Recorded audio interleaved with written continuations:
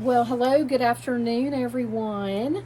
I'm Missy McLean. I'm sitting here with Mayor Hall from Walhalla, and we just wanted to talk a little bit about the annexation. And I've heard things from both sides of the story about what it is, what it means, and I just wanted the mayor to come and talk to us a little bit about it and really tell us what the scoop is about everything. And we have some FAQs here that the mayor had posted on Facebook earlier. And we just kind of wanted to go over those and see kind of your thoughts, Mayor, on how this will help Walhalla, and kind of propel us into the future with things. No, absolutely. Thank you, Missy, and it's great being here with you, and I appreciate your invitation to sit down and talk about this. A few things as we start. Those FAQs are the city's FAQs. The city's reviewed these for accuracy and posted those. I want to start out by talking about what the annexation ordinance says. Yeah, put it in layman's terms for us, Mayor. Basically this says if you are using Walhalla Water in the future, if you're a new customer to Walhalla Water and you say, hey, I want Walhalla Water services, then you have to sign what is called an annexation covenant. That says if and when, because these things are very slow, they take years. Right. If and when my property ever borders the city of Walhalla, I would agree, the person signing this, I would agree to be considered for annexation. Now, there's some important points there. Number one is, I said this was slow. Right. We went through, I asked our city administrator to take a look at 2024, as if we had that in place already. How many Because residents? it has been proposed before. It has. Correct. I think it's been proposed several times. Okay. At least once in 2023. Okay. So I said, take a look at it. If we had this in place in 2024, how many residences would be affected? Okay. And that would mean residences that are bordering the city, because it's against state law to annex in anybody who's not bordering your city. So you can't say, okay, there's somebody's a water customer out 5 miles from the city, we'll put them into and have it a pocket of the city. It doesn't work that way. Okay. They have to absolutely be bordering the city. Okay. So she took a look at that, and she said, came back to me and said one residence would be affected. Wow. So in the whole 2024, she looked at one 454 new water tap applications. And out of that 454, only one would have been affected. And I didn't realize that the person has to request water, obviously.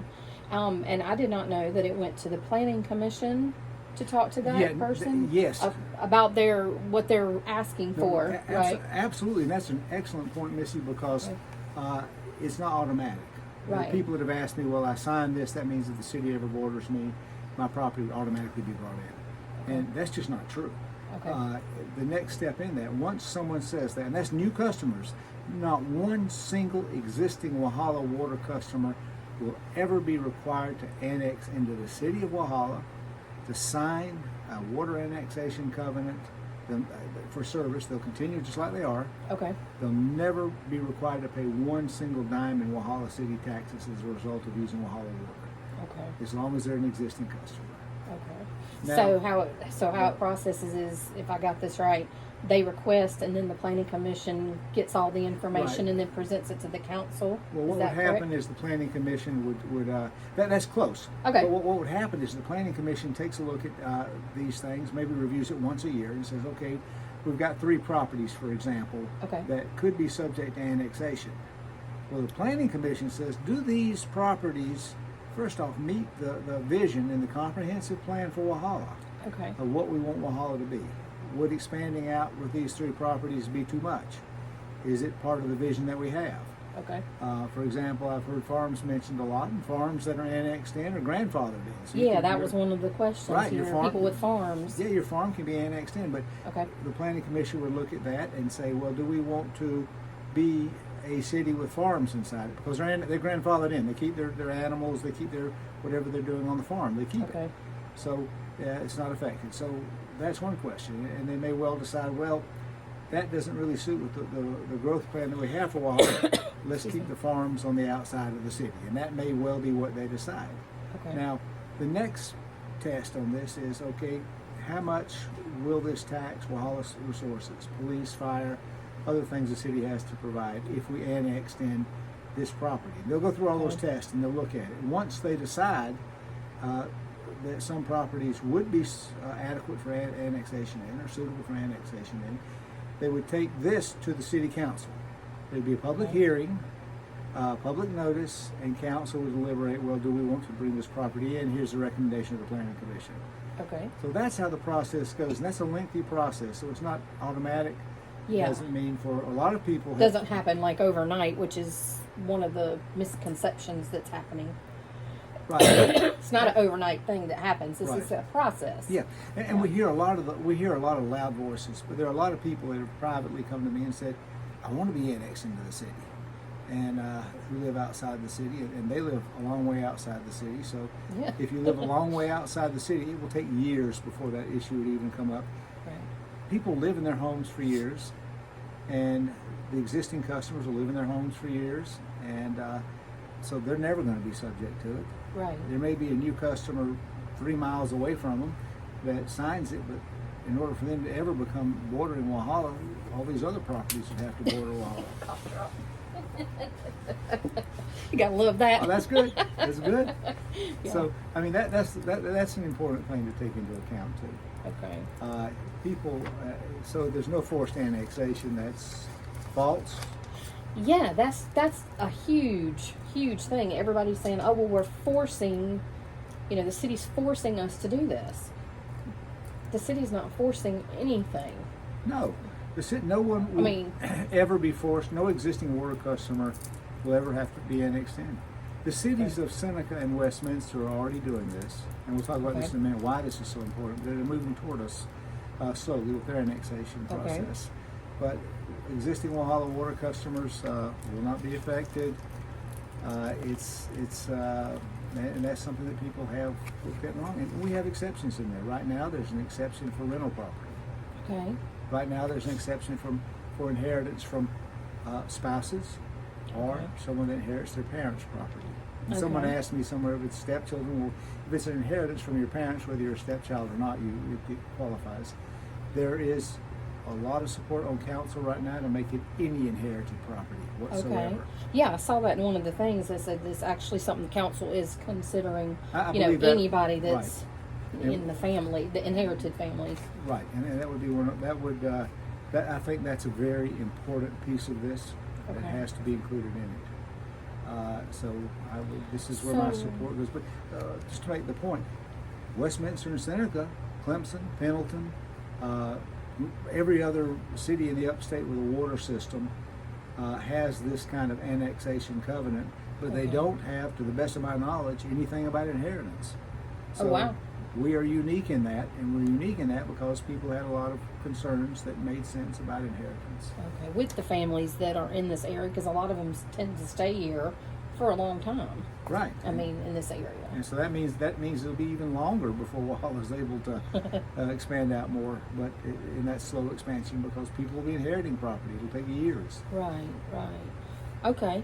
So as you're saying about Seneca and Westminster and Clemson and everything, I know that the annexation is supposed to be a good thing for the future of Walhalla. So tell me the benefits of it. What's the city getting there? Yeah, no, absolutely. And that's an excellent question. And every citizen of Walhalla should pay attention to this, because if Walhalla does not grow, we've seen Walhalla will die. Right. We've seen property prices already escalating. Economics comes into play here, supply and demand. Walhalla right now is landlocked. It's a solid area where people want to live, so they keep trying to buy houses. Prices are going up. Prices of land, if you can find any in Walhalla, are going up. Right. And so that means that taxes will increase because the value of the property goes up. Our water system fees will have to continue to increase unless we have other taxpayers. We start spreading out the tax burden for maintaining for this system, for upgrades to this system, for other city services in general. So you're looking at a future if we don't do anything, where the citizens of Walhalla will have increasing taxes, increasing fees, and it'll reach a point where people will be priced out of their hometown. Right. Middle income people, working class people, suddenly they won't be able to afford to live in Walhalla because the fees and the taxes will go so high. And the only And I understand that because I mean I have a business here as well as a home in the city, so I can understand. That is a concern. To not to spread the wealth and let other people share the burden of it. Well, I mean, that's the idea. Yeah. I mean, and the only other alternative is to make Walhalla not an attractive place to live, which means to let it decay. Yeah. And our businesses that have come up all over the city, 10, 12 years ago, it was a fairly much a ghost town. And now Walhalla has come alive. And we want to continue that. But if you make it that way and people don't want to live here and your property values drop, but who would want to live in a city that you intentionally made where you don't want to live in it? Right. I mean, that doesn't make any sense. There's another impact too, and this affects people outside the city. People outside the city who are clients of Walhalla Water. Excuse me. I can envision a time when, without the additional taxpayers to help share the burden of not only the water system but other services Walhalla provides, would ultimately have higher fees for themselves too and higher water rates. I think it's very short-sighted to say, okay, no, I don't want this, and to listen to some of this information that's out there that is completely incorrect. Yeah. And it's alarmist. And I think that's what's scaring people is that there's so many different versions, of what it is, of what annexation is. And that's why I wanted to get to the root of it, because I myself was concerned, and say, hey, what really does this mean? And Sure. you're right. There's a lot of misconstrued information out there. One of your FAQs is talking about, I'm being told this is a land grab and a cash grab. Well, we just prove it's not. We just proved it's not because But you're not. Here's the thing, though. If you the key to these things when people want to spread propaganda, the key to this is to make you have an emotional response. Right. Fear response is very powerful, and so you suddenly have an emotional response and a fear response. You don't have time to think. Yes. You're not thinking now. You're working on emotions, which is kind of one of the more basic responses that we have to Right, things. right. It's higher level when you start thinking about it, thinking it through. So there are people that want to immediately evoke that emotional response so that you'll support their position, but you don't have time to think about it. And so that's why you see all this alarmist stuff about, cash grab, forced annexation, Yeah. land And grab. it scares people, especially when they really don't know the details of it, of what it really means. It scares, especially for older folks that are, like you said, are going to be putting their property over to children and grandchildren and things like that. It's alarming to them when they don't have all the details. Right. I mean, the idea And is the truth. Right. The idea is just to make people afraid, make them emotional, go out immediately with this false information and fear, this really trigger words and information that makes people afraid. And then once they do that, then they're going to immediately all get a response where everybody joins in and says, oh, gee, it must be bad. John thinks it is. Tom thinks it is. Sally thinks it is. So it must be bad. So we're going to respond all emotionally to it. Right. Without getting the facts. And our job is to get the facts out. Our job is to make sure the city of Walhalla has a bright future for our children, our grandchildren, and beyond. Right. To continue to grow the town, which is what we want to happen. Because, when we first started our business here, things were booming, and that kind of, COVID kind of happened, and there was some issues, and then it kind of came back up again, and we want to continue that growth in our town. No, absolutely. And I think, I look at it like this. I was elected to represent the interests of the people of Walhalla. I was not elected to preside over acts that will ultimately harm the city of Walhalla. Right. And ultimately it'll harm people outside the city because their fees and taxes, their fees and their water rates will just have to keep escalating without a relief valve, a safety valve on it. So this is an important thing for Walhalla, for not only for us here now, but for our children, for our grandchildren. This is to keep our children from being priced out of their out of their hometown. Right. Okay. Alrighty. Some of the questions, will water service be withheld until after the property is annexed? Of course not. And No. of course not, but that's another rumor that. No, of course not. I've heard so many rumors that people are saying, and each one is designed to make, to amp up the outrage and the concern, and they're not true. Yeah. It's just to make people afraid. Right. Just to make people scared, and I just, it's not right to make people scared. But it's also hard, and I'm glad. I feel like there is more transparency, and more communication with the council and the newest members. As of last fall, and I feel like that's better. And I think we need to know. If you can't attend the hall meetings, and the council meetings, then watch the Facebook page, because y'all post everything. Everything's right there. Absolutely, and all the supporting information. There's too. nothing. Another one of the rumors here.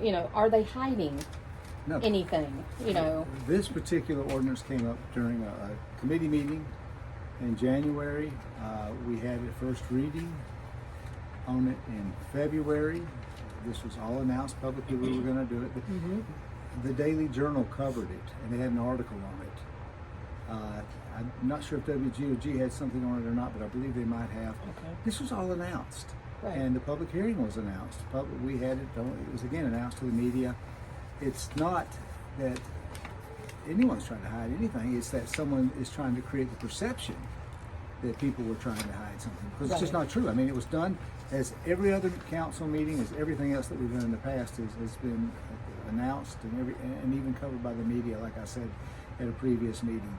It's all that way. It just fits again into that perception of that there's something wrong here when there's nothing being hidden. Right. Now, at the March 25th meeting, and I've heard this, I got a call that morning. Well, let me back up. I got a call that morning from a couple of folks that said, hey, if you're going to put this on the agenda, just want to let you know that it doesn't look good unless you have all the new council members on there. And you don't. It's going to look like you're trying to push something through. So I called our city administrator that day, long before the meeting, and said, I'm going to make a motion that we defer this Okay. until we have all council members able to attend, which means Yeah. the newly elected ones. And I think that's fair. I think that's absolutely the right thing to do. well, yeah, I had a mean- couple of calls on that. It made sense to me, and that's what I did. Now there are people that of course, the rumor mill says, oh, well, they didn't decide to defer it until they saw us. Said no, didn't know who was going to be there. Anybody was going to be there before we Right. made that decision. That was based on a couple of calls I'd gotten from people who I respect very much, who keep their finger on the pulse of politics in Walhalla. Yeah. And I said, you know what, you're right. We're wrong to do that right now. That's where we have a council member on it, and it became an election issue. People discussed it during the election. So that is kind of the truth behind that. I mean, the important thing to me is we have to look behind the political theater, because Yes. there's a lot of political theater going on here. A lot of it's, you've got people that are, I believe, looking to November and trying to build their case for trying to get elected in November, so that it's to their advantage to keep people stirred up, outraged, create the storm, so to speak, Right. so they can act like they're Stir the pot. right, the leader in the storm. We have to look beyond the political theater, all the misinformation and the distortions, and do what is right for the citizens of Walhalla overall. And there's a lot more on our agenda right now besides this. So we've got to pay attention. Right. We've got a budget coming up. We're working on that. It's a very tight budget. Yeah. And I know you And want I to imagine a lot of cities are going through that. I mean, we are in a different time. Ever since COVID happened, and then we had President Biden for 4 years, and now President Trump, and we're in a different time in our world, Yeah. where the economy is trying to bounce back, but we're still in a very much, it's a state of, I say, as a business owner, a state of emergency still, in a way, of yeah. small businesses trying to make it, and love our small businesses. Too. yeah, Love that about and Walhalla. I love that, like you said, with the election, things like this come up, because it's important and it's just beyond my belief how many we have, so many people in the actual town, but only half of them are registered to vote, and only a fraction of them actually vote. And that's something too that I think we need to work on between now and November. Is if you have a say in something, if you want to have your voice heard, then you have to register to vote. 100%. I mean, we had 14% turnout for the special election. So the citizens, 85% of the citizens said 14% can decide for us. Yeah. That should not be the case. No. So I like the fact that the council is putting things out on social media to where people can read actual FAQs about what things are, like you said, the budget, the annexation, and things like that. Has the council ever thought about doing a newsletter or something like that in a utility bill for those that don't have social media? So older folks, could there be just a little short newsletter in their water bill that says this is what's going on? Or tell me how do older folks that don't have social media, what's the best way for them to find out other than attending the meetings? Of course, that's the very best way, would be attending the council meetings, but how do they find out? I mean, are most of the councilmen, I believe most of the councilmen and women are very open to answering questions and would be glad to meet with any of them. No, absolutely, and I would be glad to meet with any group that wants me to sit down with them. Yeah. And has serious questions, sincere questions about what's going on, because Right. that's one of the elements of democracy. When we run for office, we run to help our fellow citizens, and we should be available. You ask an excellent question about that. I think that's a good idea if we can do something like that. I think older people who are not really tech savvy or not on the internet rely a lot on traditional media, radio station, and newspapers. But a lot of times the newspapers and the radio station have a lot to cover, and they can't give as much focus on something as perhaps we need to or they need to. Right. We put out a newsletter, it's been several months ago, just kind of recapping things that had gone on. I don't know if there are plans to redo that. I think that's a great idea. I know it is really a good idea. it is. James and Brown, we do a lot of stuff with them here at our shop, and they bring us a newsletter that they print out for parents and things like that. And something like that I think would be great, especially because we do have a lot of non-English speaking people in our town, and I think something like that they could take and say, can you read this for me? Can you tell me what this is about? Or even put it out bilingually. Yeah, absolutely. Put it out in English and Spanish. These are good ideas. Yeah. I like them. Okay. I personally really like the fact that I can go to a council person or you and ask questions and be comfortable with that. There's a lot of towns that are not like that, where you can't sit down with your mayor and say, hey, give me the scoop. Tell me what's the what, I think it's important for us to, like you said, get the facts out there, get the truth out there, so that people are not scared. Yeah, no, everything dissipates in the light of truth. All the misinformation does. Yeah. I mean, I see we put out this frequently asked questions from the city. A day later, there's some counter to it that comes out from some group I've never heard of that has things that are just not accurate in it about our frequently asked questions things. So the idea behind that, of course, is to cloud the water. If you want to counter facts with misinformation or information that's not as accurate, and then so you want to counter the facts with information that's kind of blurry, fuzzy, kind of makes you confused and not trust the other information. That's considered a net win in certain circles when they're trying to, when people are trying to promote a very slanted viewpoint. Right. One big question, one big rumor that we've heard in the rumor mill, is the city broke? Do employees have to hold their paychecks before cashing them? I know we're going off a little bit on the annexation issue, but I had to ask. Well, let me ask that, because no, actually people have connected this to annexation. That goes back to the cash grab thing, right? Yeah. And let me just respond right away. No, the city is not broke. Employees don't have to hold their paychecks before they cash them. We're estimating we're going to bring in about $10.5 million in revenue this fiscal year. Fiscal years run from June to June. Okay. So, and we also have about $2.2 million in reserve for emergencies, Okay. not to be spent on other things. But Yeah. in emergencies, of that $800,000 is available to grant match. Right. So, no, we're not broke. That's nowhere near broke. Right. What we do need to do is make sure that we control our spending. Yes. Now, our spending, our audit that we received, this was the audit for fiscal year 2023-2024. And that's important. 2023 to 2024, not this year's audit, No. because that was twisted in a statement. I can imagine everything's been twisted. People twist things either Yeah. by just mistakenly because they get the information wrong, but there are some bad actors out there that intentionally twist things. So we Yes. have to be aware of that. This year we're working in now is 2024-2025. It'll end in June, Okay. and our audit will come out in December. So our auditor's telling us, because we want those quicker, because those are real good roadmaps to see how you can adjust things in the Right. budgeting process. And that one's not going to help us in this budgeting process.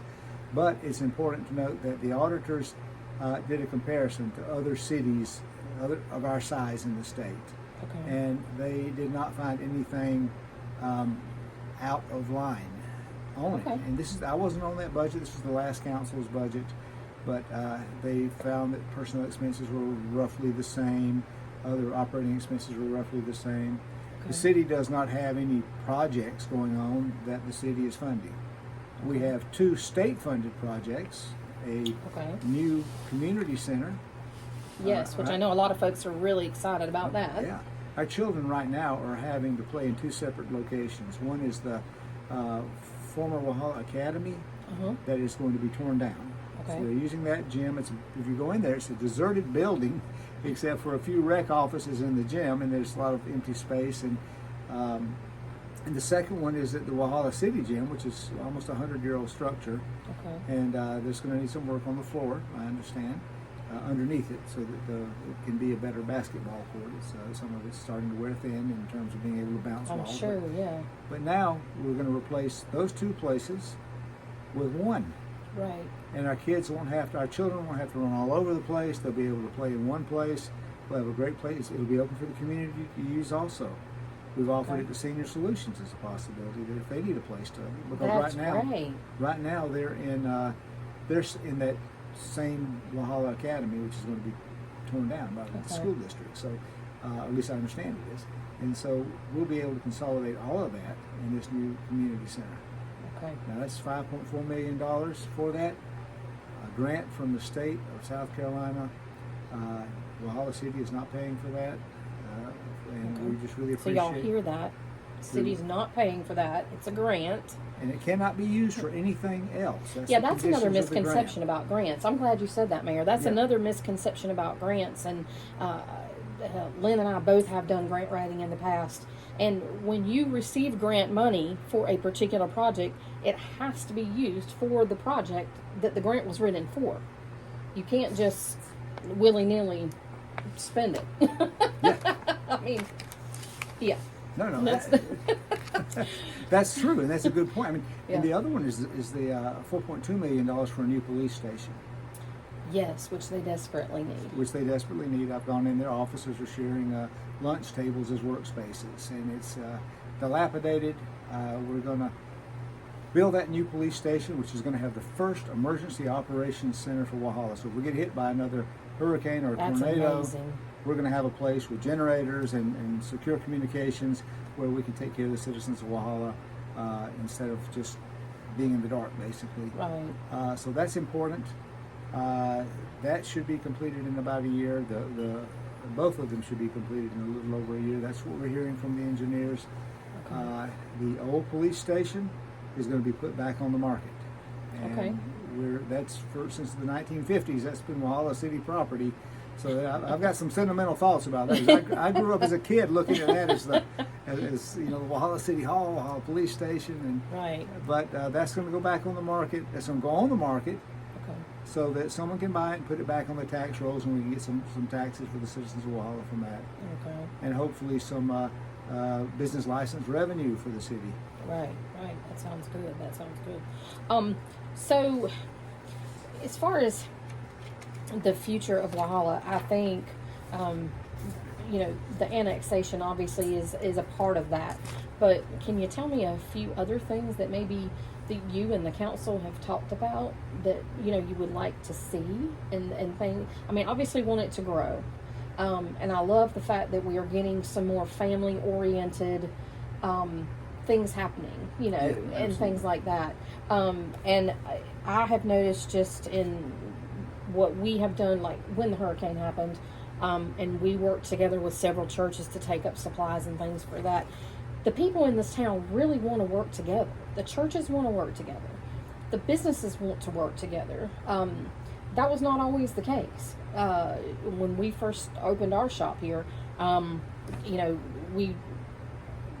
we worked with some business and some businesses we didn't. But I think now it's like I said, we're all still in that economy kind of phase where we all have to help each other out. Is there anything that you see or the council has seen that maybe help propel some of the businesses in the future? Like, have y'all talked about different things with the businesses on Main Street and side streets and things like that? Well, that's an excellent question. First off, I want to say Walhalla is blessed with its community spirit. I saw that during Hurricane Helene. I mean, man, they were people. Yes. Everyone was helping their neighbors, and I love it. Yeah. Small businesses, as I've said many times, I believe they're the beating heart of a small community, and we want to do all we can to promote small businesses. This is the American dream: owning your own business, being your own boss. It provides employment for other people. We have events in Walhalla. The idea behind those is to draw a client base for the small businesses. We want to make sure that continues to be beneficial to small businesses.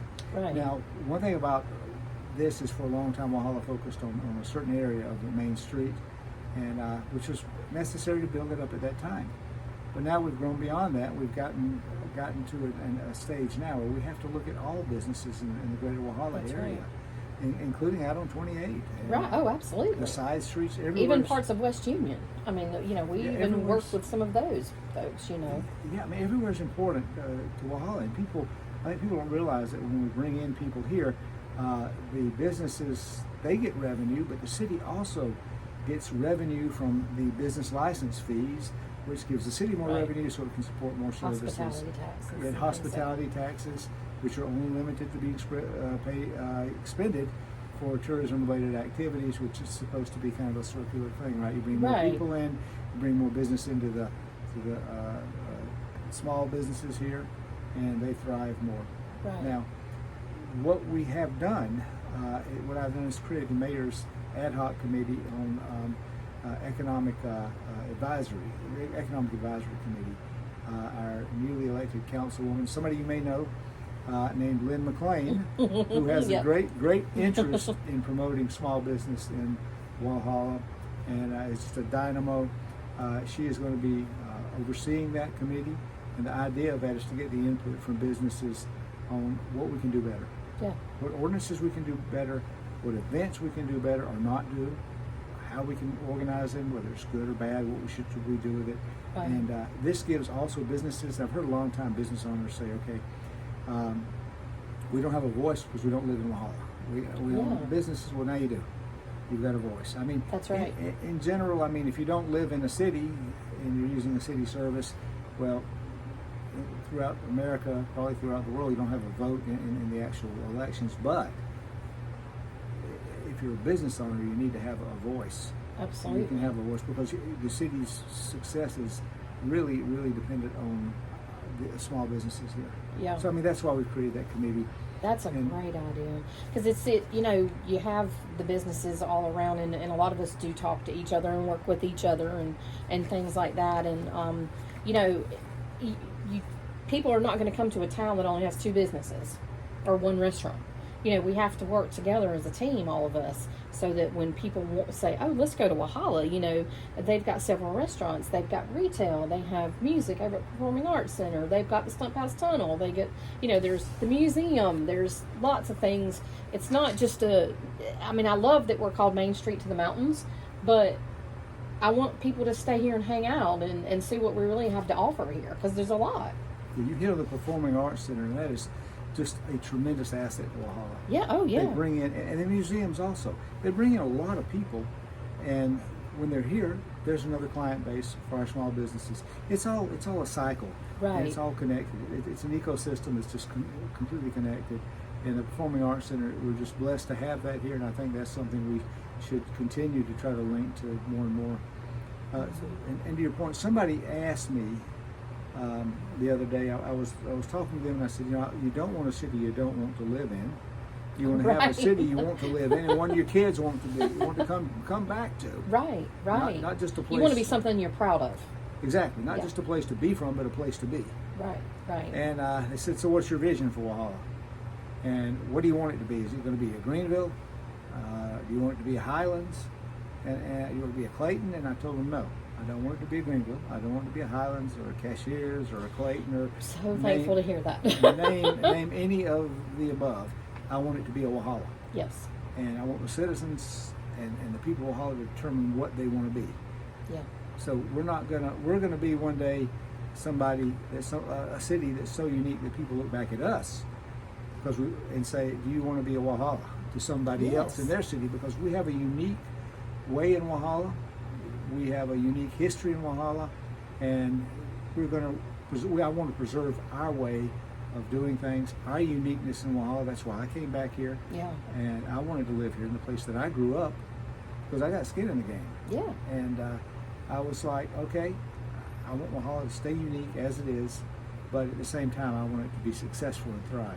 Right. I think that's a great point. I mean, I've lived all over the state of South Carolina, and Walhalla has really become home.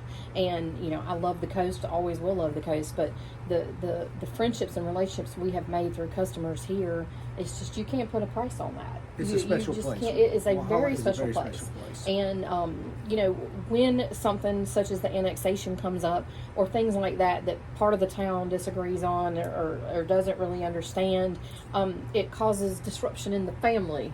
And I'm glad that we are having this opportunity to give y'all the facts and to let you know that Mayor Hall is here to answer questions. He and the council are not trying to hide behind things and cover up anything. It is what it is, and it's something that the city feels like that we need to do, and to move forward into the future of our town. Well, yeah, I mean, there are people that thrive on creating division and confusion. Yes. And they believe that gives them power. Right. And they want to do that to shut down this kind of conversation where you talk about the facts of things. Yeah. And then you have something to discuss. Right. But when you start intentionally distorting things and making things appear as to what they're not, and Right. thrive on that division and confusion because you think it gives you an individual leg up Right. to the harm of everybody else, Right. then that is not a healthy way to approach things. Right. I encourage all citizens of Walhalla to take a hard look at this. This is something they need to take a look at because this is something that is really important to their future. Look beyond the distortions, the misinformation, the political theater, and look at the facts of this and realize that this is for the future of Walhalla. Yeah. This is protecting our children, our grandchildren, our home.